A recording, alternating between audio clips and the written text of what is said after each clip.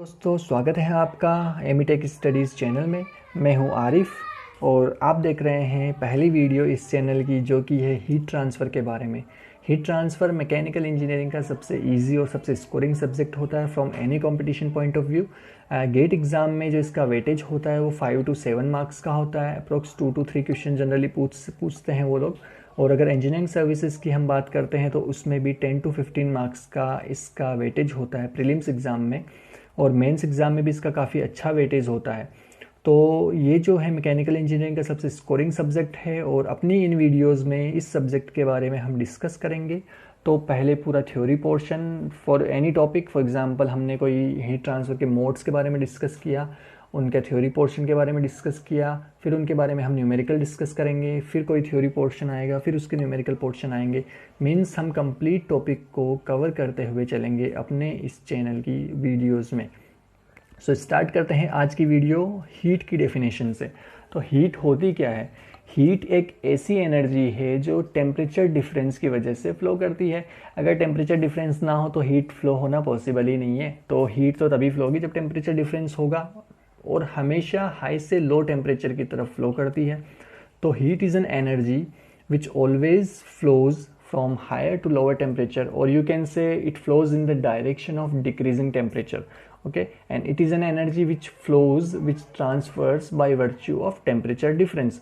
So temperature difference नहीं हो तो heat flow नहीं हो सकता, पहली कंडीशन।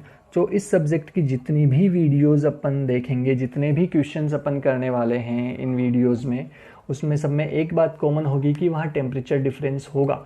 टेम्परेचर डिफरेंस नहीं हो तो अपन हीट ट्रांसफ़र क्यों कैलकुलेट करेंगे? और ये सब्जेक्ट इसीलिए बना है कि अपन ऐसी एप्लीकेशंस पे फोकस कर सके, ऐसी चीज़ों पे फोकस कर सके जहाँ पे टेम्परेचर डिफरेंस होता हो, कि वहाँ पे हीट ट्रांसफ़र होना चाहिए, नहीं होना चाहिए, होना तो कितना होना चाहिए सेफ्टी के लिए। तो हम काफ़ी चीज़ें इसमें फ्यूचर में डिस्कस करने वाले हैं। तो पहले हम ये देखते हैं कि ये नया सब्जेक्ट हम पढ़ क्यों रहे हैं। अपने पास थर्मोडायनेमिक्स एक ऑलरेडी सब्जेक्ट है जिसमें हम हीट कैलकुलेट करते हैं, पर ये अपन नया सब्जेक्ट पढ़ क्यों रहे हैं? थर्मोडायनेमिक्स में जब आप देखते हैं कि उसमें पीवी और टीएस डायग्राम्स हम ड्रॉ करते हैं, जब पीवी और टीएस डायग्राम हम ड्रॉ करते हैं तो वो कुछ इस तरह के डायग्राम्स होते हैं। मैं ये डायग्राम ड्रॉ कर रहा हूँ, आप देखिए, ये कुछ इस तरह से डायग्राम होता है। लेटेस्ट सपोज ये पीवी डायग्राम अगर मैं ड्रॉ मानता है इसको, तो ये कुछ इस तरह से डायग्राम्स होते हैं। ये जो ग्राफ अगर पोजीशन 1 से ये पोजीशन 2 के बीच में जो ग्राफ मैंने ड्रॉ किया है, पोजीशन 1 से पोजीशन 2 के बीच में जो ग्राफ ड्रॉ किया है, इसके बीच में अगर आपने थर्मोडायनेमिक्स में ग्राफ्स को एनालाइज किया हो तो इनफाइनाइटली इक्विलिब्रियम स्टेट्स होती थी। क्योंकि हर स्टेट पे हमने जो थर्मोडायनेमिक अगर पढ़ते हैं तो उसमें क्वासी स्टैटिक प्रोसेस एक टर्म होता है। क्वासी स्टैटिक प्रोसेस एक इनफाइनाइटली स्लो प्रोसेस होती है। मीन्स हम अज्यूम करते हैं कि इस पोजीशन नंबर 1 से पोजीशन नंबर 2 के बीच में इनफाइनाइटली ऐसी इक्विलिब्रियम स्टेट्स हैं जहाँ पे ये प्रोसेस गई है। फॉर एग्जांपल 1 से ये 1 डैश पे गई है, फिर 1 डबल डैश, फिर 1 ट्रिपल डैश, फिर 1 dash dash dash dash. Means ये ऐसी इनफाइनाइट प्रोसेस होती है 2 तक जाने के लिए किसी भी प्रोसेस को। तो थर्मोडायनेमिक्स में हम इन इक्विलिब्रियम स्टेट्स के बारे में पढ़ते हैं, और एक इक्विलिब्रियम स्टेट से दूसरे इक्विलिब्रियम स्टेट में बीच में जाने के लिए हम वहाँ पे हीट ट्रांसफ़र कैलकुलेट करते हैं। जबकि हीट ट्रांसफ़र जो सब्जेक्ट है, ये वाला जो सब्जेक्ट, इसमें ऐसा कुछ नहीं है। इसमें हम बात ही नहीं करते इक्विलिब्रियम स्टेट की। पूरे सब्जेक्ट में आप सुनोगे ही नहीं कि इक्विलिब्रियम स्टेट होती क्या है, और उसके बारे में हम कुछ भी डिस्कशन नहीं करेंगे, पहली चीज़।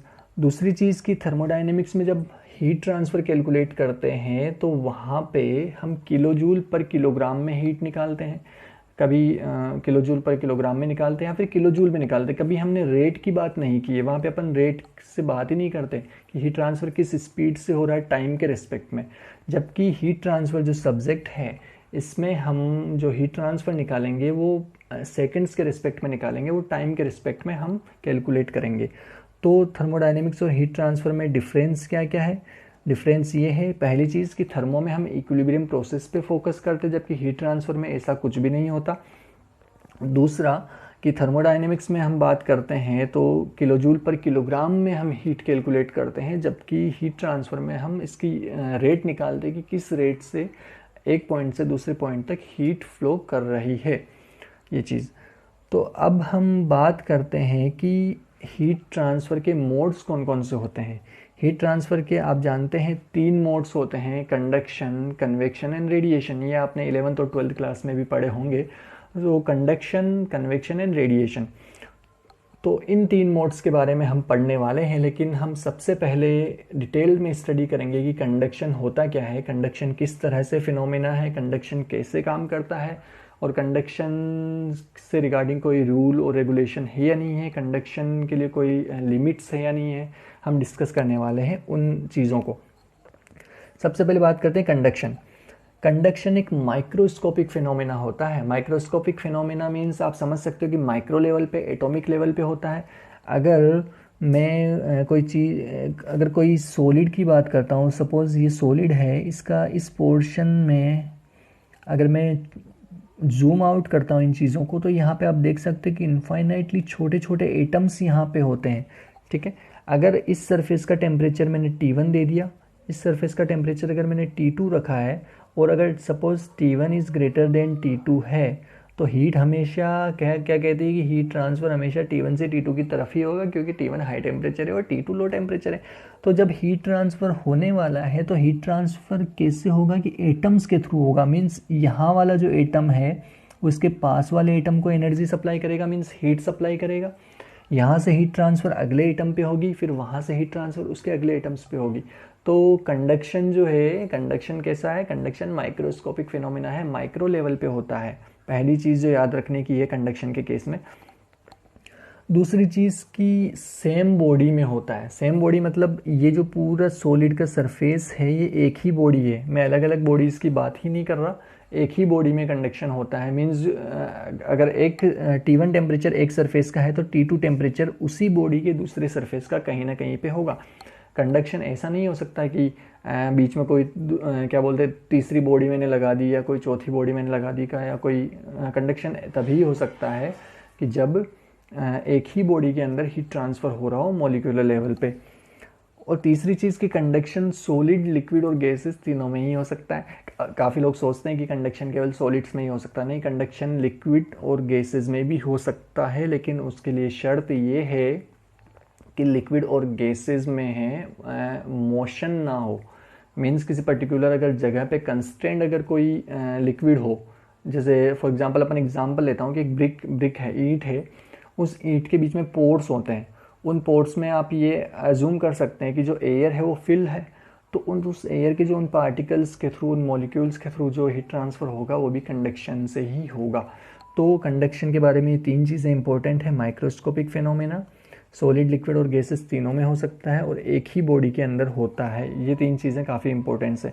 ये मैंने यहाँ पे एक फिगर में एग्जांपल भी दिया है, जो मैंने आपको पहले समझाया था कि लेफ़्ट वाली जो फर्नेस है उसका टेम्परेचर T1 है, राइट वाली फर्नेस का टेम्परेचर T2 है, और चारों तरफ सराउंडिंग है। और T1 अगर T2 से बड़ा हो तो हीट फ्लो की डायरेक्शन मैंने यहाँ पे शो की है, और एक छोटा सा क्लाउड बना के मैंने नीचे जूम आउट किया है कि किस तरह से मॉलिक्यूल्स के थ्रू हीट ट्रांसफ़र होगा। तो इससे आपको ये पता लग सकता है कि जो कंडक्शन हीट ट्रांसफ़र होता है वो माइक्रोस्कोपिक फिनोमेना है भैया। अब कंडक्शंस होता कैसे है, मतलब माइक्रोस्कोपिक फिनोमेना तो है, सॉलिड्स में भी होता है, लिक्विड में भी होता है, गैसेस में भी होता है, लेकिन ये होता कैसे है उसके बारे में अगर अपन डिस्कस करें, तो सॉलिड्स में जो कंडक्शन होता है वो फ्री इलेक्ट्रॉन्स और लेटिस वाइब्रेशन की वजह से होता है। फ्री इलेक्ट्रॉन्स मोस्टली डोमिनेट करता है मेटल्स के केस में, क्योंकि सॉलिड में मेटल्स भी हो सकती है, नॉन मेटल्स भी हो सकती है। तो जो फ्री इलेक्ट्रॉन्स हैं वो उनके थ्रू जो हीट ट्रांसफ़र होगा वो डोमिनेट करेगा मेटल्स के केस में। मेटल्स के बारे में आपने पढ़ा होगा कि मेटल्स में इलेक्ट्रॉन्स के क्लाउड्स बन जाते हैं, उन इलेक्ट्रॉन्स के मूवमेंट से ही मेटल में कंडक्टिविटी होती है, मेटल में लश्चर होती है, चमक होती है। तो जो उन फ्री इलेक्ट्रॉन्स के मूवमेंट की वजह से ही कंडक्शन हीट ट्रांसफ़र मेटल्स में पॉसिबल होता है। अगर आप नॉन मेटल्स और मेटल्स में अगर आप कंपेयर करते हैं तो मेटल्स में हीट ट्रांसफ़र ज़्यादा होता है, क्योंकि उसमें फ्री इलेक्ट्रॉन्स का मूवमेंट काफ़ी ज़्यादा होता है नॉन मेटल्स के कंपैरिजन में। तो जो सॉलिड्स होते हैं उनमें जो हीट ट्रांसफ़र है वो फ्री इलेक्ट्रॉन्स और लेटिस वाइब्रेशन की वजह से होता है, जबकि लिक्विड और गैसेस में जो है diffusion and collision of molecules की वजह से हो सकता है। Diffusion and collision of molecules कैसे कह सकते हैं कि सपोज़ कि किसी कंस्ट्रेंड जगह पे जो क्या बोलते हैं लिक्विड भरा हुआ है, अब आपने किसी कंस्टेंट जगह पर, जैसे हमने एग्जांपल लिया था कि जो ब्रिक है उसके अंदर एयर फिल है, ठीक है, तो उसमें या कोई दो मैंने दीवारों को जोड़ दिया है, उसके बीच में एयर फिल है, तो अगर वहाँ पे वो चीज़ रुकी हुई है, वो फ्लो नहीं कर रही है, तो उसके जो मॉलिक्यूल्स एक दूसरे में डिफ्यूज़ होंगे, एक दूसरे से कोलाइड करेंगे, क्योंकि एयर तो एक इस तरह का गैस है, एयर तो गैस है, तो उसके मॉलिक्यूल्स आराम से एक दूसरे कोलाइड कर सकते हैं, हमेशा कोलाइड करते ही रहते हैं एक्चुअली किसी भी गैस के मॉलिक्यूल। तो उनमें जो हीट ट्रांसफ़र होगा वो डिफ्यूज़न और कोलिजन ऑफ मॉलिक्यूल्स की वजह से होता है। मैंने यहाँ पे भी शो किया है कि मॉलिक्यूलर लेवल पे कंडक्शन किस तरह से होता है। आप देख सकते हैं कि लेफ़्ट साइड का temperature T1 and right side का टेम्परेचर T2 है। हीट फ्लो T1 से T2 की तरफ हो रही है, क्यों? क्योंकि T1 is greater than T2।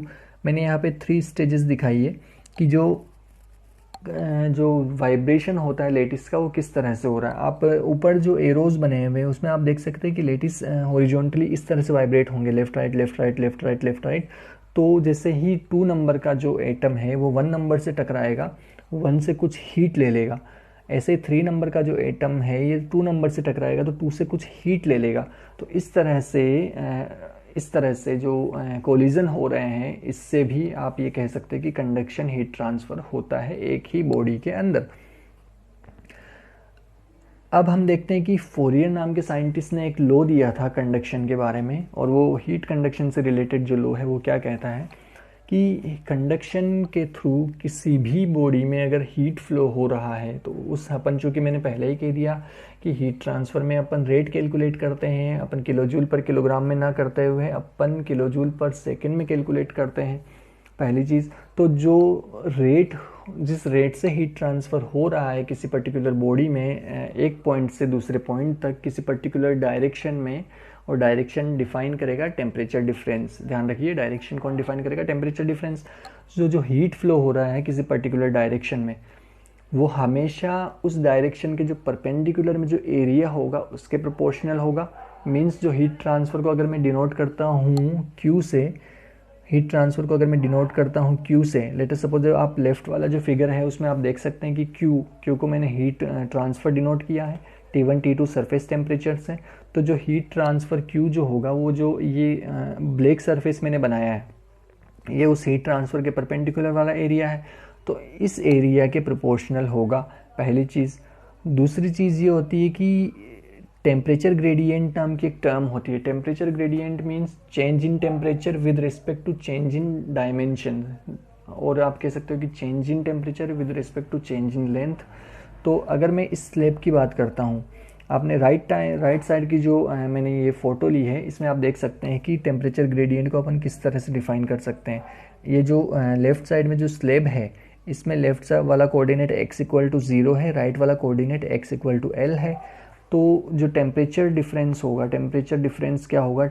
T2 minus T1 या फिर T1 माइनस T2, और इनके बीच की जो लेंथ होगी वो L माइनस 0 होगी। तो जो टेम्परेचर ग्रेडियंट होगा वो T2 minus T1 upon L minus 0, और इसको हम डिनोट कर सकते हैं कि माइनस dt अपॉन dx से। मीन्स जैसे जैसे x की वैल्यू बढ़ेगी, x की वैल्यू 0 से बढ़ के L तक पहुंचेगी, टेम्परेचर T1 से T2 तक कम हो रहा होगा, इसलिए नेगेटिव होगा। नेगेटिव क्यों होगा? क्योंकि x बढ़ने के साथ साथ T कम हो रहा है।